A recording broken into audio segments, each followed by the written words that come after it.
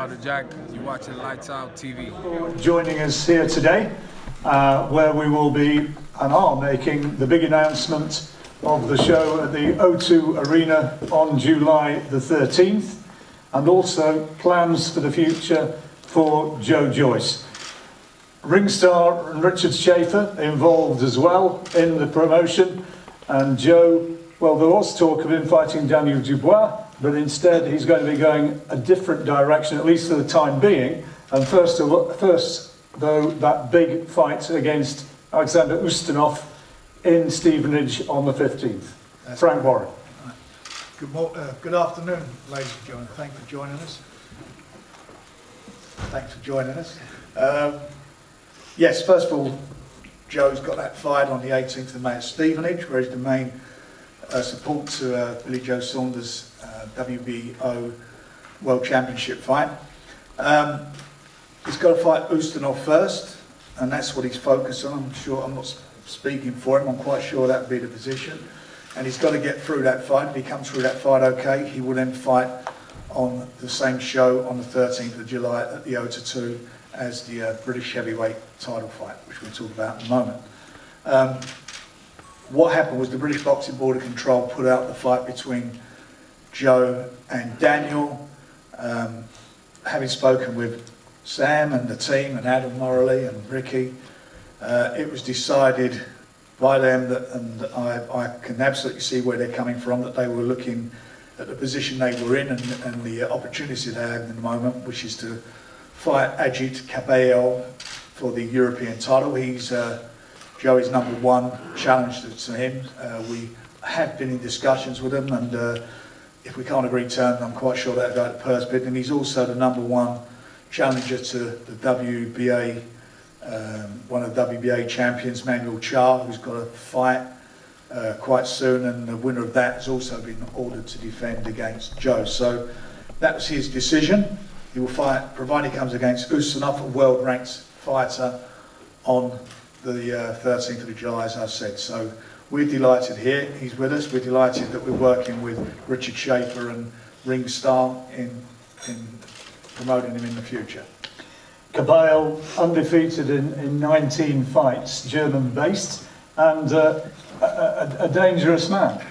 He is. He's had 19 fights and knocked out 13 of his opponents. It's a tough fight. You've got to remember with Joe, he's only had 8 fights as a pro. He's obviously got a distinguished amateur record, fought in World Amateur Championships, Commonwealth Games, and obviously he won the silver medal in the Olympic Games. So, but that still doesn't give you the experience you need at heavyweight. So with those 8 fights, he's done brilliantly. He's fought some decent guys and come through the fights.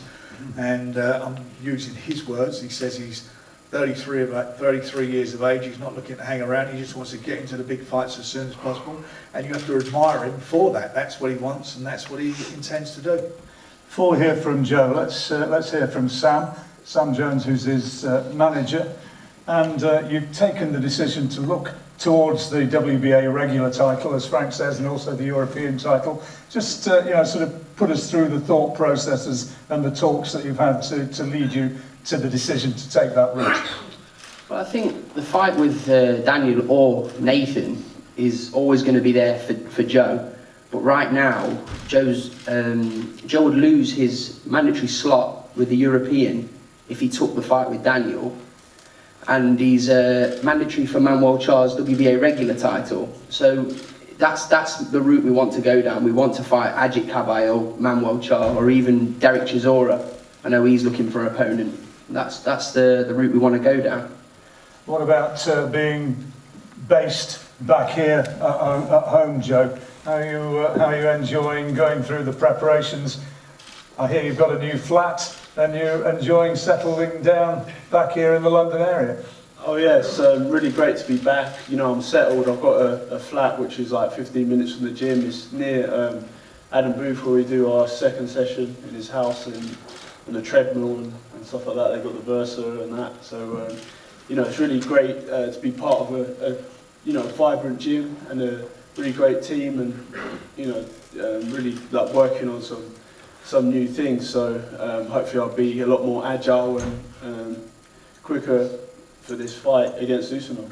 Yeah, what's your thoughts on that fight? Because one thing you can say about him is that he's getting on now, but he's heavy-handed and he's durable to say the least.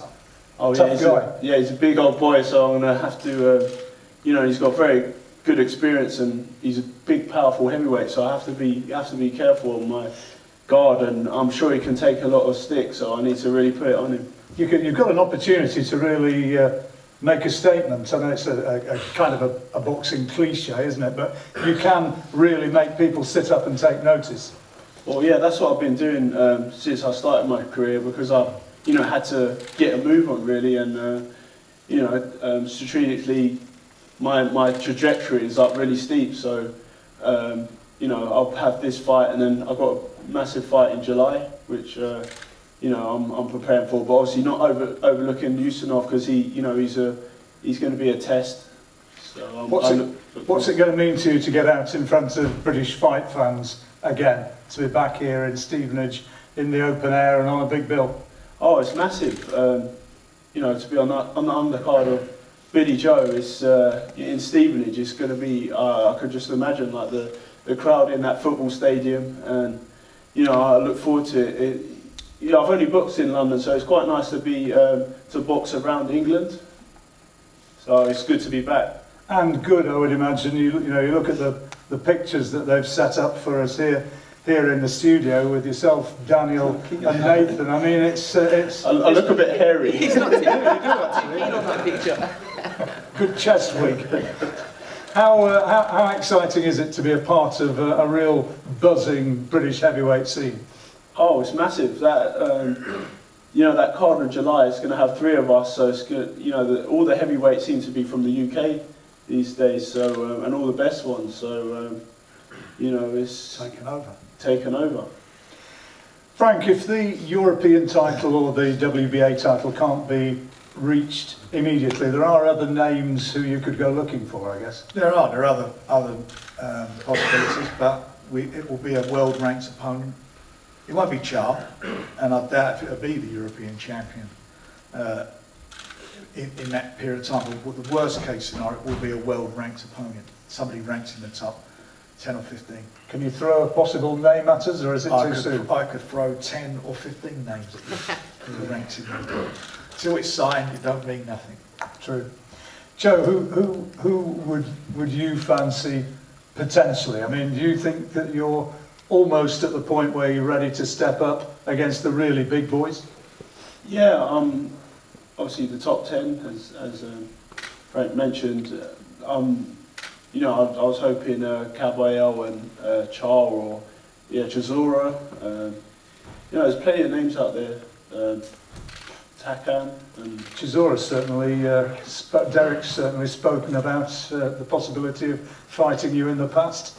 Not for the money he wants. Yeah. There's 2 ways to fight people, 2 ways to get out of fights. One to say you don't want to fight, and the other one is to price yourself out of it. And I guess that's what he's done. He's done. Yeah. And what about these fellas sitting here now, Daniel and Nathan? What about maybe sharing a ring with them? Well, yeah, we'll see how they get on, and I'll take the winner down the line. I mean, that option's always open. We're on the same network and that, so I'm sure it'll be easy to make.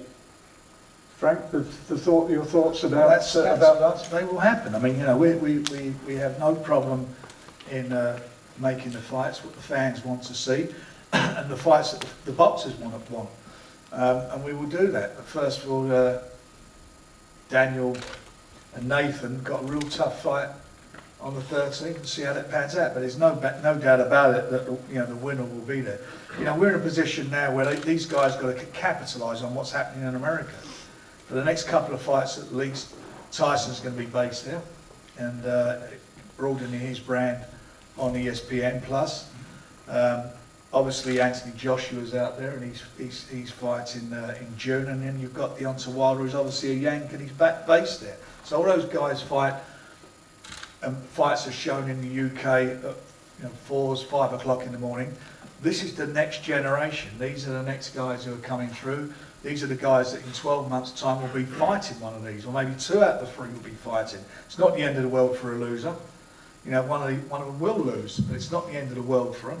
But they're young, they can come again, they're obviously very good quality heavyweights, and I think they're the three best, not just in this country, I think they're the three best young heavyweights, or three best heavyweights in the world, the next level above world championship level. And they're not frightened of challenges. And you know, the people said to me, how come you letting this fight take, why are you letting those two guys fight? Well, we'll explain that when they both get up here, but as I say, it's about delivering the fights. They want the fights, we deliver them, and it's about making the future fights. BT and Queensbury, myself, we're committed to bringing and making these big fights happen. With the promotional tie-in with Top Rank, and of course the fact that you've been involved with the rebirth, if you like, of Tyson Fury, Yeah. how easy or otherwise would it be for one of these guys to, in theory, move on to fight Tyson, if not this year, maybe next year? Tyson's eventually going to come back here. He's going to come back in the UK, he's going to have fights in the UK, he's not left the UK. And when he comes back, there are some great domestic fights to be made when he comes back with one of the belts. When he gets back and he's got the belt, they're great fights to make. Great fights to be made. These guys are coming through, they're fighting regularly, and as I say, they're the next generation. So we're working all towards these guys being in position where they challenge for the world title next year. And that'd be something you'd welcome, Joe? Oh yes, definitely welcome a shot like that. I'm just working my way through, and yeah, there's some big fights out there, up the top. Okay, well, the fights, of course, that we look forward to seeing. We're going to be hearing from the two lads who are going to be fighting for the British title on July the 13th. But before then, you'll have opportunities after we've finished everything to do one-on-ones with Joe and the other guys. But any questions from the floor for Joe or his manager, Sam? Anybody for anybody? Yeah. Not Coogan. How much did Chisora want for the fight? 7 figures. 7. Yeah. And that's not pounds and pence, that's pounds. A lot of money. Sterling. Which is unrealistic. Yeah, exactly. Anybody else? Yes. Joe, who do you fancy fighting on July 13th? Well, I'll have to leave it up to Frank and my management to sort that out. But who I would like, obviously Manuel Char for the WBA regular would be ideal. Or Caballero, the European. Any thoughts on that one, Sam? Any assuming those two aren't available, where would There's not a lot of available right now. In the heavyweights, you've got Rivas fighting Dylan White. I think Karnaki's scheduled to fight Helenius. Yeah. I think Karnaki's scheduled to fight Helenius. Ortiz has been promised a Wilder fight. Povetkin, yeah, that's a name Joe would fight. Joe's openly said he'd fight Povetkin. That's not a problem. You have to beat these guys if you're going to be a world champion. So why not? Any more? Yes. I don't know if Joe said who he thinks would win out of Daniel and Nathan on the same show. No comment, Joe. Well, it's a 50-50 fight. I've seen them sparring on the GB team, and they're quite. It's a good matchup, and I look forward to it. It's going to be explosive, and it'd be good to see who the number one is out of them two. But you don't think he'll win it? I'm sitting on the fence here. Sore ass. What did that rivalry used to be like when you saw them, working together in the GB setup? Were there some fiery moments? Yeah, I think there's obviously a massive rivalry. It's it's difficult when you're in the squad and there's someone your weight. I mean, either you're kind of friends with them, but you're going to fight, or they're kind of a bit more of a rivalry and animosity. You can see. So. And could you see that between those two? Yeah, a little bit. Yeah, it's going to be tasty. Any more, guys? Good. Right. Well, thank you very much. and we'll ask these lads to move on, and we will continue.